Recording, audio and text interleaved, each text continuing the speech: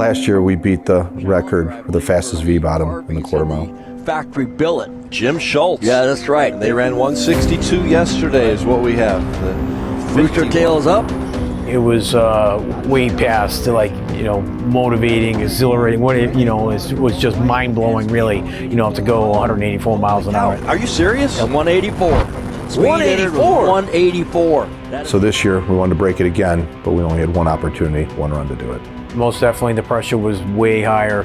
For me personally, he just couldn't go slower, and it was one of those competitive things. And it was naysayers, so I definitely didn't want to go slower.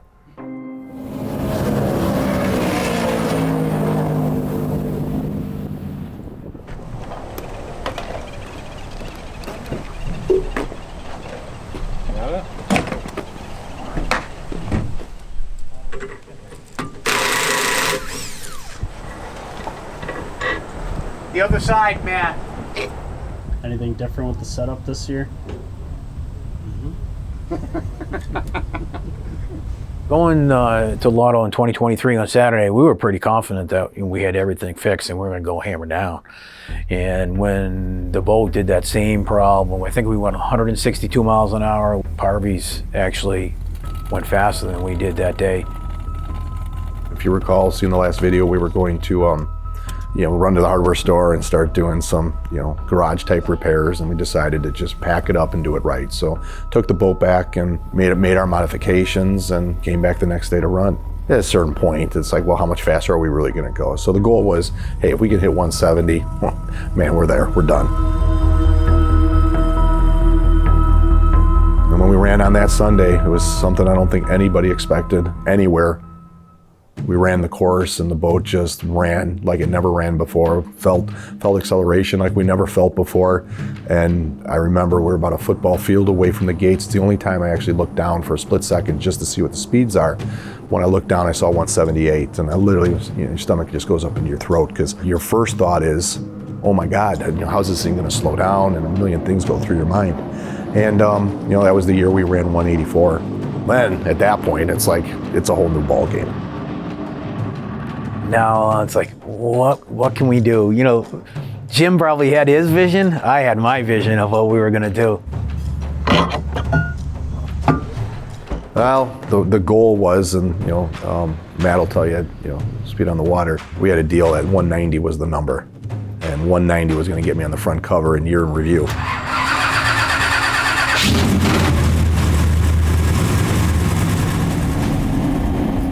For me personally, he just couldn't go slower. But we only had one opportunity, one run to do it.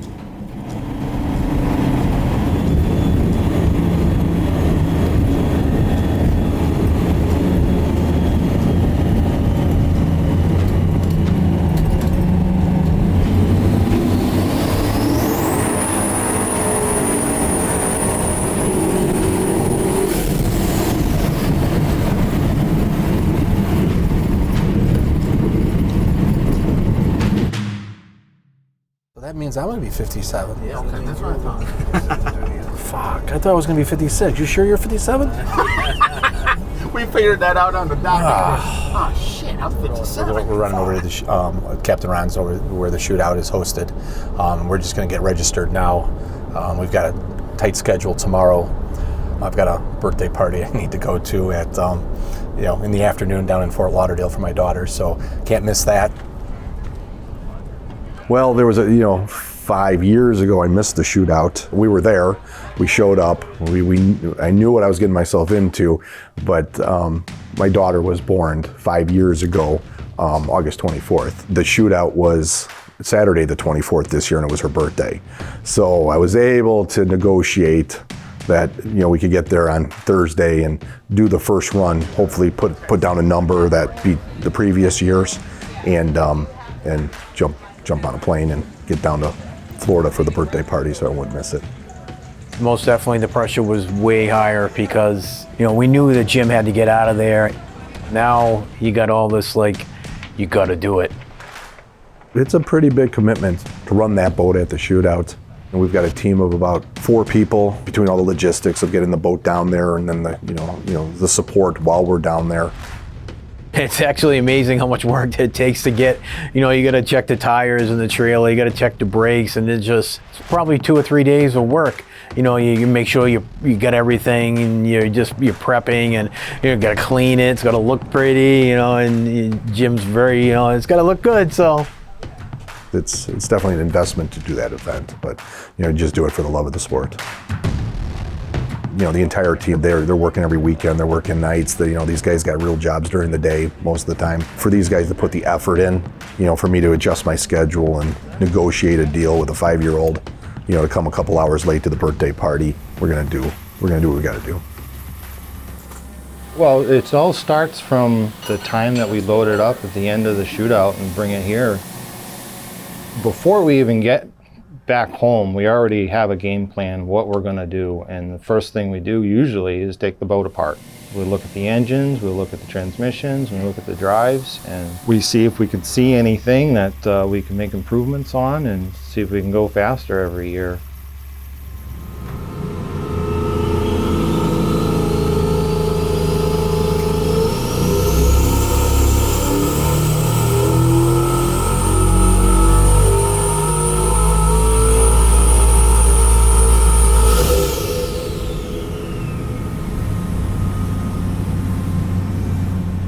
We did that for days and days and weeks and months. The past years of doing it, I personally have more confidence now going into it, because we know, I mean, the boat is awesome. Now that we know that everything works like we expect, it's definitely more confidence every year you go. Back in the day, it was 1075s, and then we put 1200s in it. You know, the fastest we'd ever saw, we saw it one time for a split second, 130. It's like, all right, the boat does 130. Never saw it again. You know, first year we took it to Lotto. I mean, you don't know what you don't know. So you go there, and I mean, we really had no idea what it was going to do. We got a bunch of sandbags, and we started messing with the CG. Every time we put a little bit more weight, the boat just got happier and happier and happier. And that year, we ran 161 miles an hour. There was never a point where the boat felt sketchy. So now we just keep going till, you know. The following year, 2018, we're the newbies, right? You know, the first year was a pretty nerve-wracking thing. We didn't make too many drastic changes. We pretty much, you know, left the engines alone. Going 162 miles an hour was just like icing on the cake to keep going a little faster. 2019 was the year the whole entourage, the whole crew, we all showed up. We knew we were going to have a baby. We backed the boat in Friday night. I got the phone call. Jumped in the rental car and straight to the airport. So that was 2019. From 2019 to 2020, that was probably the year that we made the biggest changes to the engine combination. Keith Wilson from Wilson Manifolds, they did the intake manifold and the top bonnet. We changed the headers to the headers that we have now, which are basically a 3D printed Inconel header. That was really what got us to where we are today, because it really finished off the engine as being a very well-rounded package. We invested in some true herring forged props. And since that day, that boat is rock solid. 2020, with the prop change and performance change, we advanced up to 164 mile an hour. That was probably the year that made me think that we're on to something. In 21, just luck of the draw, we ran 161, which obviously is a huge disappointment. We just kind of had like a soft, mild tune-up, but then we ran into a simple little problem like a map sensor, and that really was a deal breaker right there. In 2022, we went 166 miles an hour. We hit it, everything felt right, and made it through the course. Coming from 161 and back to 166, we were really happy about that. Driving back from 2023 and going 184, it just kind of like burnt out. You know, I was tired, mentally drained, and that's where I started thinking about maybe we should make a gear ratio change, because I wanted to go a lot faster, you know.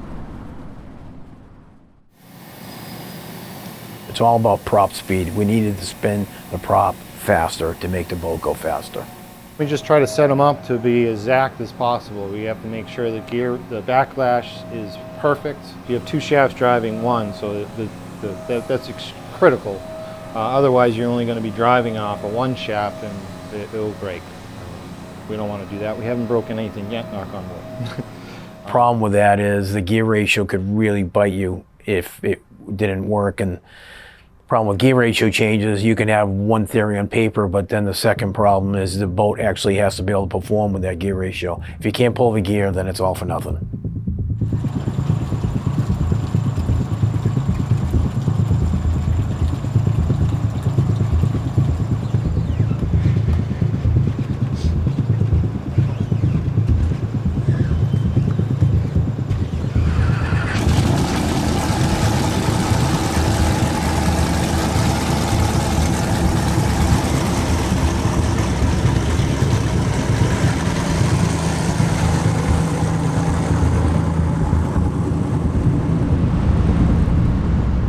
You know, when we say we want to just do one run, that's just the nerves of it, right? This year was a little bit different because I had a birthday party to make it to. So that one I didn't have a choice. It was going to be one run. If we didn't hit the number, regardless if the boat was ready or not, it was one, and I was leaving and I was going to go.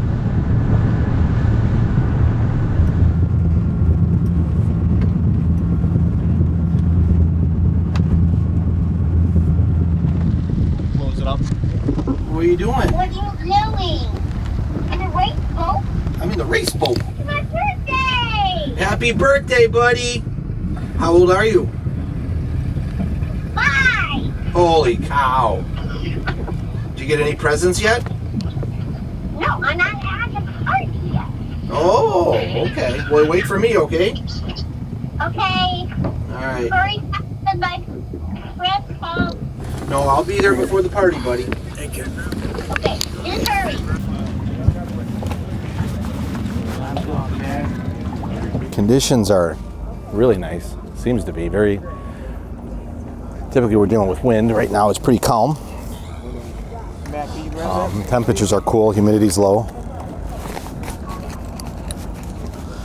I think I gained weight.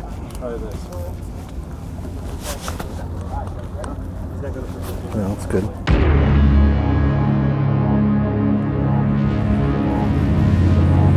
All right, my privilege to pray with you guys and pray for you.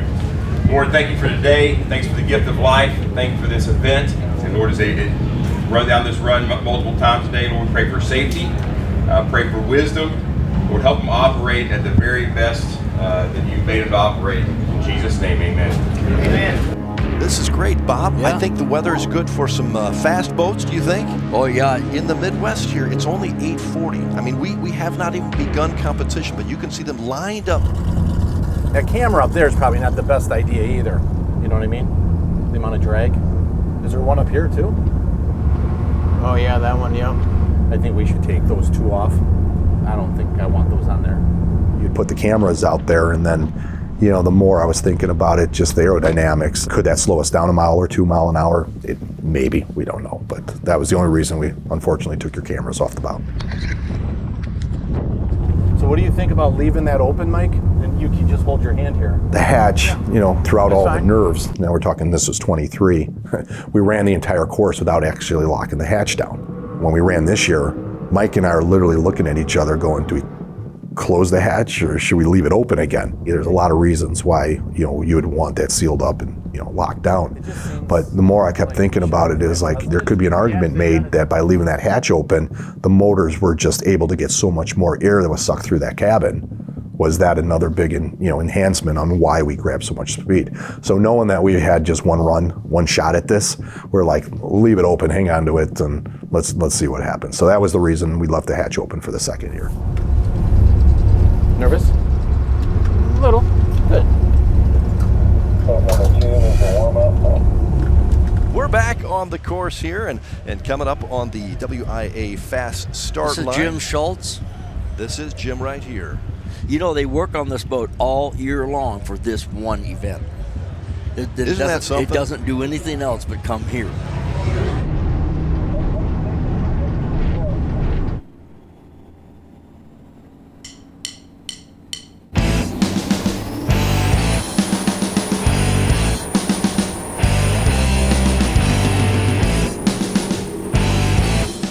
This boat went 184 last year. Let's see what he does now.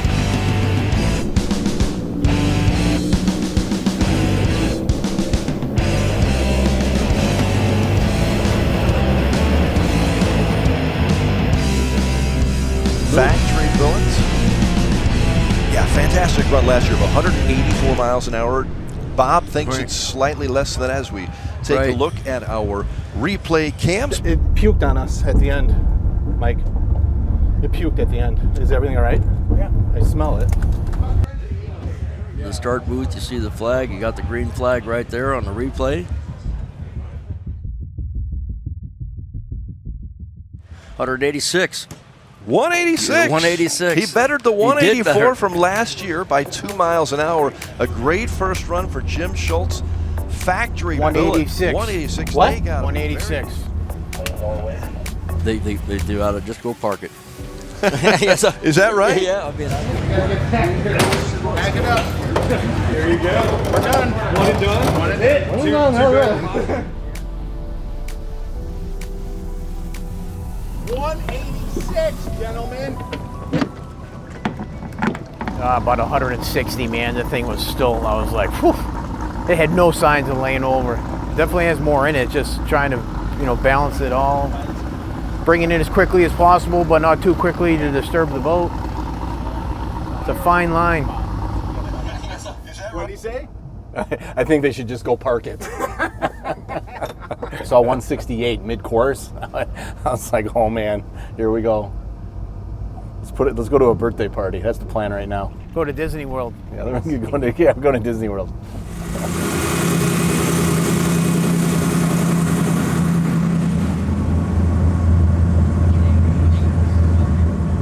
Where's the airport from here?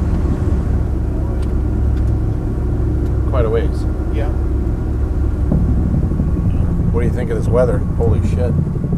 Well, I was running out of time. Yeah. We didn't know what was going on with one motor, so we didn't put the boat up on plane. We ran it only on one motor. They both started. They were both running. We just, there's a lot of very expensive parts in those motors. And then the storms came in, and it was getting darker and darker and darker. Welcome back to the beautiful, rainy Lake of the Ozarks. By the time we entered Performance Center, it was just an absolute downpour, and it was miserable. We were soaking wet. It was raining hard.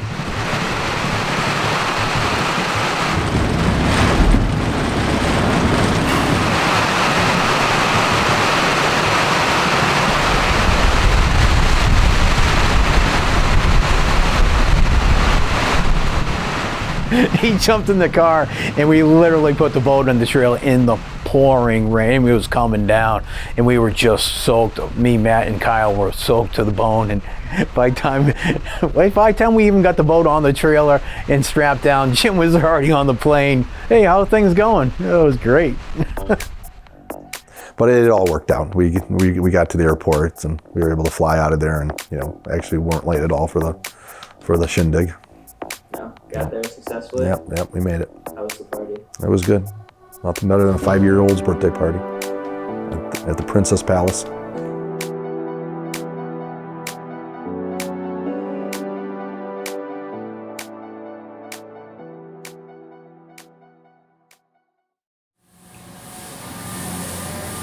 Yeah, these are the two transmissions we took apart. We've been tweaking them over the years to try to improve some of the shift quality that it has. We've been making a few changes and some improvements for that. We pulled both motors out of the boat. We're going to go through both motors with a fine-tooth comb and, just make sure everything is, rock solid for next year.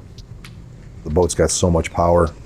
We keep putting bigger and bigger gear sets in. We're in the ballpark. It's about 6,500 horsepower in that boat. So there's so much potential that we have. It's not like we need more, more power. We just need more time to run the boat out and get a clean run with, no issues. So.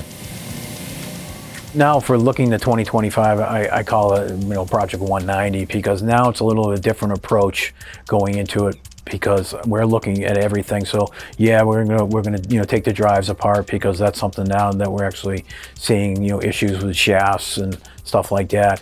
We'll go through the transmissions, but we're actually going to go through the engines too and make sure everything is ready to go. Alright, supposed to be a little bit of heat in it.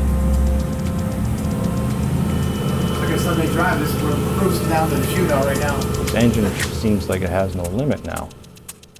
It just keeps going. I mean, we make more changes, it just makes more power. But I feel like just a few more tweaks here and there, and I think we'll get there.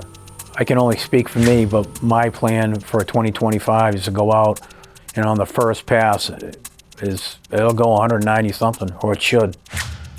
It's the first time that I've actually put expectations out there, because motorsports is very humbling. I'm very, very confident Factory Billet will see 190 at some point in its life. I always said, it's like, hey, if we could hit 170, I'm done. After all of this, you know, for a V-bottom, think about it, a V-bottom to do 170 miles an hour, I mean, that in itself is a feat. I mean, that is, as far as I'm concerned, that is like amazing. Why was 184 miles an hour not enough? What do you mean not enough? It's never enough. You never have enough money, you never have enough speed, you never, you know.